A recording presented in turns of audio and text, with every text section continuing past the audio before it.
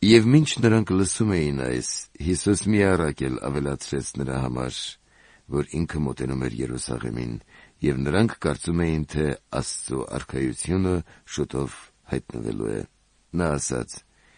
«Մի ազնվական մարդ գնաց հեռու աշխարհ իր թագավորությունը ստանալու եւ վերադառնալու համար, եւ կանչելով իր ծառաներին, նրանց 10 մնաս տվեց եւ ասաց. «Շահարկեցեք դրանք, մինչև որ գամ»։ Բայց նրա համաքաղաքացիները ատում էին նրան։ Պատգամավորներ ուղարկեցին նրա հետևից եւ ասացին.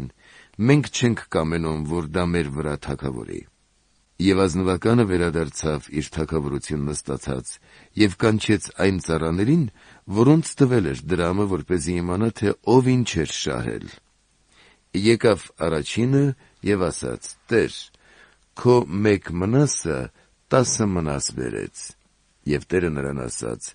«Ազնիվ եւ բարի ծառա, քանի որ այդ փոքր բանի մեջ հավատարիմ եղար, իշխանություն ունեցիր 10 քաղաքների վրա»։ Եկավ երկրորդը եւ ասաց.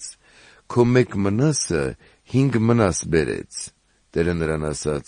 «Դու էլ 5 քաղաքների վրա»։ Մյուսն էլ եկավ եւ ասաց. «Տեր, ահա քո մնասը, որ թաշկինակի մեջ ծրարած պահում էի, վախենում էի քեզնից, որովհետեւ խիստ մարդ ես, վերցնում ես, ինչ որ չես դրել, եւ հնձում ես, ինչ որ չես սերմանել»։ Եվ Տերը նրան ասաց.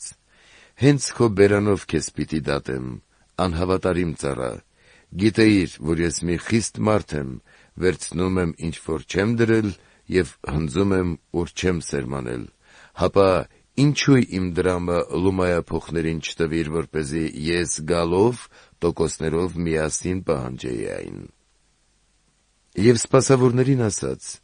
«Վերցրեք դրանից մեկ մնասը եւ տարեք տվեք նրան, ով 10 մնաս ունի»։ Եվ ծառաները ասացին նրան. «Տեր, արդեն նա 10 մնաս ունի»։ Ասում եմ ձեզ, թե ով որ ունի, նրան պիտի տրվի, իսկ նրանից, որ չունի, պիտի վերցվի եւ այն, ինչ որ ունի։ Բայց իմ այն թշնամիներին, որոնք չէին կամենում, որ ես թագավորեմ իրենց վրա, բերեք այստեղ եւ սպանեցեք իմ առաջ»։ Եվ երբ այս ասաց, առաջ գնաց Երուսաղեմ ելնելու համար։